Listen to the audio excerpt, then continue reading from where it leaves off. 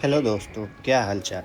Last part में हमने काठमांडू तक की सीरीज़ को कवर किया हुआ है। अगर आपने उसे नहीं देखा अभी तक तो इसमें मैं लिंक दे रहा हूँ, आप उसको ज़रूर देखिए। काठमांडू से अब हमारा सफ़र पोखरा की तरफ निकल चुका है। लगभग हम 10:30 बजे फ्री हो गए हैं यहाँ से। और यहाँ से निकल के हम अगर शाम तक सही टाइम से पहुँच जाते हैं तो गुप्तेश्वर महादेव के को हम दर्शन करेंगे और साथ में डेविस फॉल। हम सस्पेंशन लगभग अभी ब्रिज। तक 80 किलोमीटर चल चुके हैं और 80 किलोमीटर चलने के बाद एक बहुत प्यारा सा ये सस्पेंशन ब्रिज आया है जिसका नाम है त्रिशूली ब्रिज। चरौड़ी के पास है ये।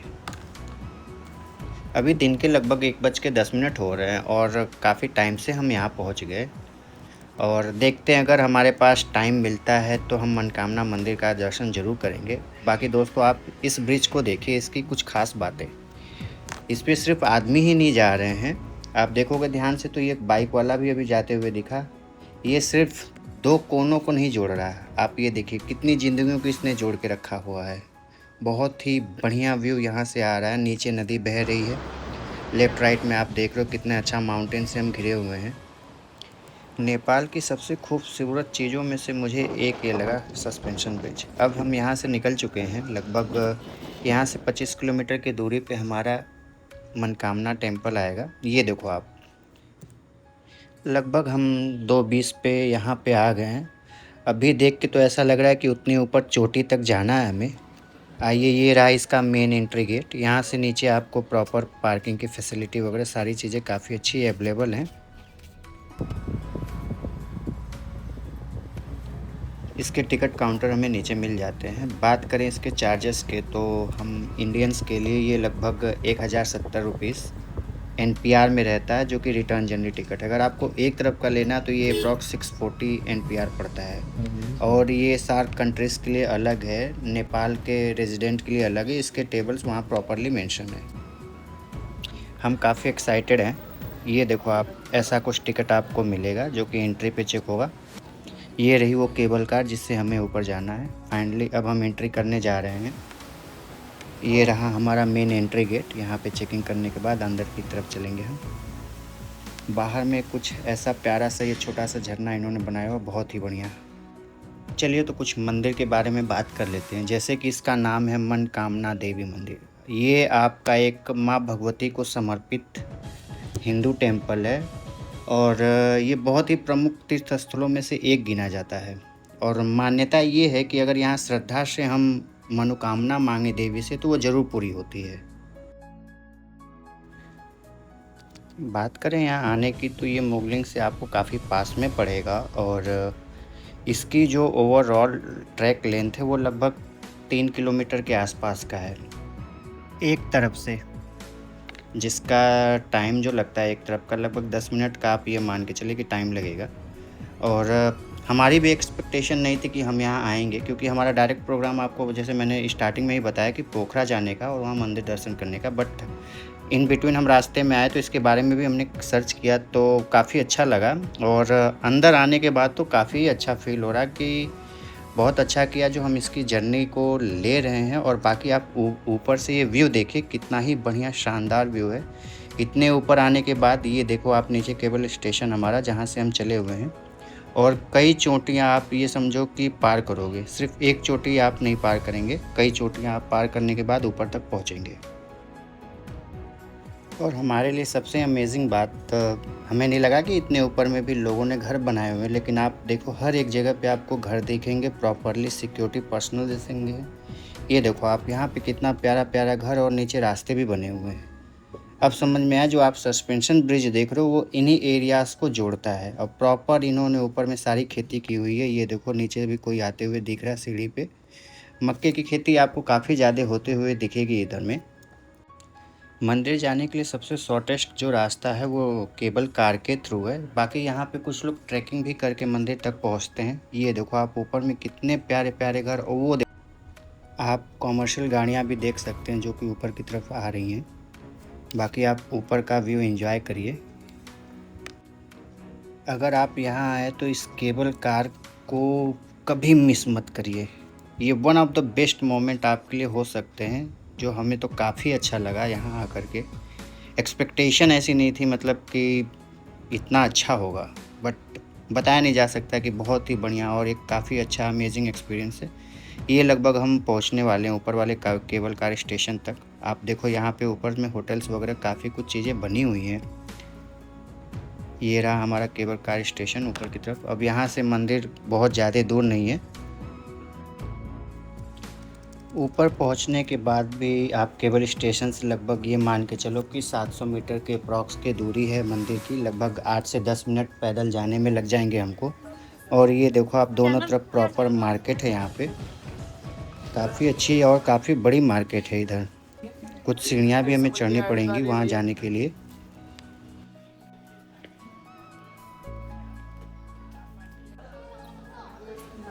अगर कोई केबल कार से वन वे का टिकट लेता है तो यहाँ पे आके आराम से आप देखिए दोनों तरफ आपको रुकने के लिए काफ़ी अच्छे अच्छे रूम्स वगैरह दिख रहे हैं। और यहाँ से बिल्कुल पास रहा ये रहा हमारा मनकामना देवी का मंदिर।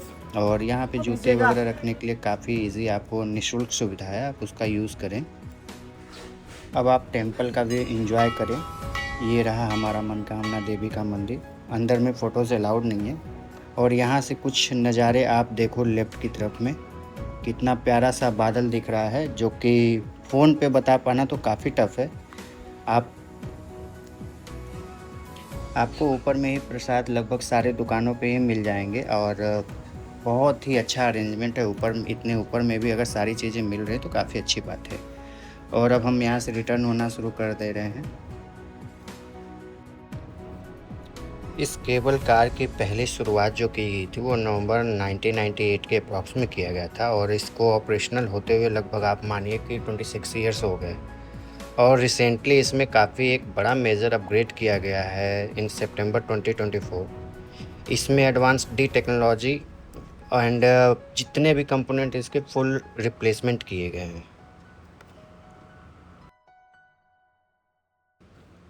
अभी ऑलमोस्ट 4 बजने वाले हैं और हमारी कोशिश ये है कि जल्दी से जल्दी हम पोखरा पहुँचें, क्योंकि लास्ट दर्शन 7 बजे तक होते हैं। टाइम से हम पहुँच गए तो बहुत अच्छी बात, वरना मॉर्निंग में दर्शन करेंगे। एंड उसके बाद का प्लान मैं आपको नेक्स्ट वीडियोज़ में आने वाले में शेयर करूँगा। इस एल्टीट्यूड पे भी सारे अरेंजमेंट्स गवर्नमेंट द्वारा किए गए हैं। आप देखो लोगों ने कितने प्यारे प्यारे घर बनाए हुए हैं। और इधर की तरफ आप देखो कितना ही बढ़िया व्यू आ रहा है।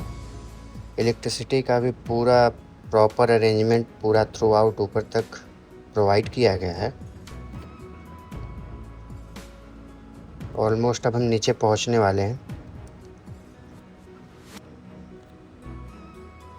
आप तब तक इन व्यूज़ को एंजॉय कर रही, मिलते हैं हम नीचे पहुंचने के बाद। और यहाँ से जल्दी अब हम निकलने की कोशिश करेंगे।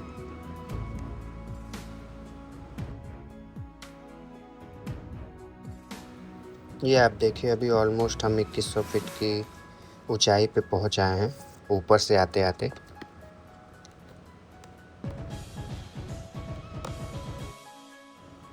जैसे कि मैंने आपको बोला था सिक्योरिटी पर्सनल्स हर जगह अवेलेबल है। ऑलमोस्ट 2 से 3 जगह पे आपको सारे जगहों पे ही देखने को मिलेंगे। ये प्रॉपरली खड़े हैं और सारी चीज़ों को काफ़ी अच्छे से देख रहे हैं। वो देखो आप सामने रोड है, उसी रोड को पकड़ के अब हमें पोखरा की तरफ निकलने की तैयारी करनी है। आप इस प्यारे से वैली व्यू को एंजॉय करिए।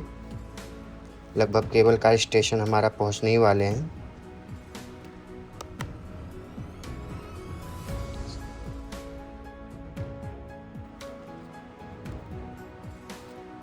जहाँ प्लान नहीं होता है वही प्लान अधिकतर बहुत ही बढ़िया बन जाते हैं। उनमें से एक बहुत बड़ा एग्जांपल ये हमारे लिए है। यहाँ हम पोखरा जाने की वजह से यहाँ आना नहीं चाह रहे थे, बट टाइम हमारे पास बचा तो इसलिए हम यहाँ आए। लेकिन यहाँ आना काफ़ी फ्रूटफुल रहा और आप भी अगर आएँ तो यहाँ ज़रूर जाएँ। काफ़ी अच्छा आपको फील होगा और काफ़ी अच्छा इन्वायरमेंट और काफ़ी ऊपर आने के बाद आपको रिलैक्स होगा। दूर दूर तक लोगों ने अरेंजमेंट्स बना के रखे हुए। ये देखो आप, जब हम ऊपर की तरफ जाते हैं तो ये लोग हमारी एक पिक खींचते हैं। जब आप नीचे आओगे तो वो नंबर बताओगे, एक सीरियल नंबर देते हैं ये, उसको बताने के बाद वो पिक आपको दी जाती है। इन केस अगर आप उसको घर ले जाना चाहे तो एक नॉमिनल सा चार्ज है, आई थिंक 200 NPR का। वो आपको दे करके वो आपको एक फ़ोटो प्रिंट करके प्रॉपरली आपको दे देंगे। ऑलमोस्ट अभी 4 बजने वाले हैं और हम यहाँ फ्री हो गए। अब यहाँ से हम पोखरा की तरफ निकलने वाले हैं। मनकामना टेम्पल से आपका पोखरा अप्रॉक्स 105 किलोमीटर के अप्रॉक्स है। और यहाँ से जाने के लिए आपको रास्ता बहुत ही बढ़िया मतलब बनाया गया है। आप रास्ते को आप काफ़ी ऑलमोस्ट आप ये मानो कि ये प्रॉपर 4 लेन आपको मिलेगा थ्रू आउट पोखरा तक। एंड यहाँ की बहुत ही ख़ास बात, रोड क्रॉस करने के लिए आप देखोगे ऑलमोस्ट सारे ही लोग जेब्रा क्रॉसिंग का यूज़ कर रहे हैं। So it's a very good point. Manakamana मंदिर से पोखरा जाने के लिए जो हमारा रूट रहने वाला है वो आपको गोगन पानी से होते हुए बांदीपुर से होते हुए ब्यास वाला रूट आप पकड़ के सीधा आप पोखरा सिटी के अंदर इंटर कर जाएंगे। एयरपोर्ट से होते हुए आपको ऑलमोस्ट बहुत ही पास में आपके गुप्तेश्वर महादेव और डेविस फॉल और दोनों आमने सामने बिल्कुल हैं।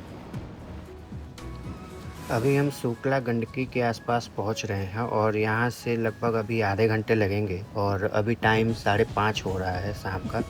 देखते हैं कि हम टाइम तक पहुंच पाते हैं या नहीं। ऐसा ना हो कि मंदिर तक पहुंचते ही गुप्तेश्वर महादेव के बंद हो जाए।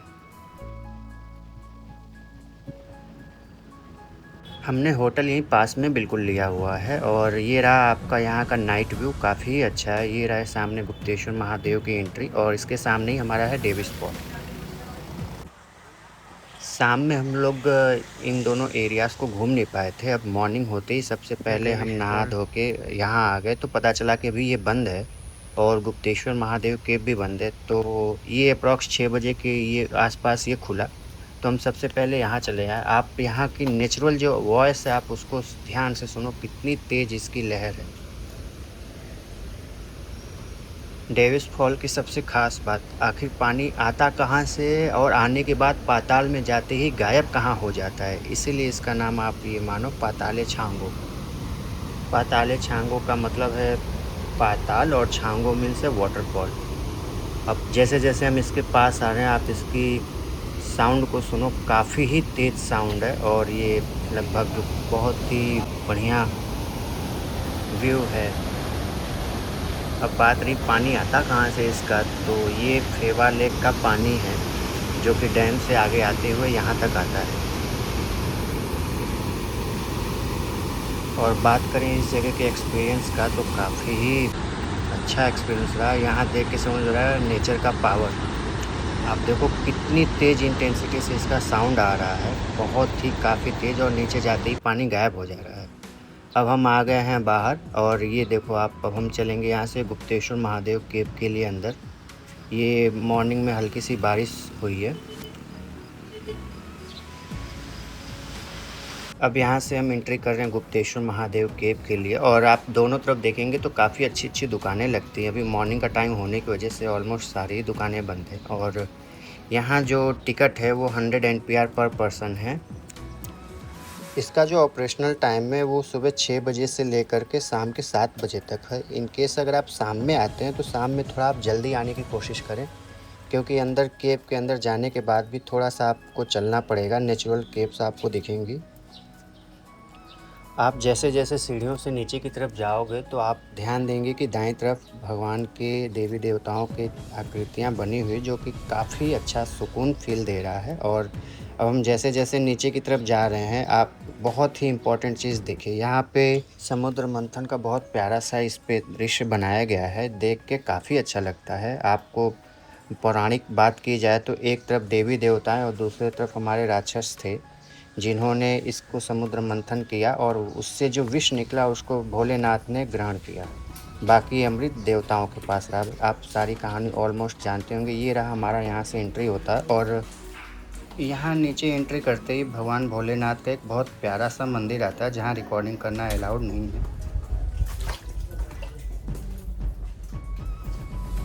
आप बाकी ये गुफाओं के अंदर प्रवेश करेंगे, ये सारी नेचुरल गुफा है। और ये रहा वो पानी जो कि आपका डेविस फॉल से होते हुए इस तरफ आता है।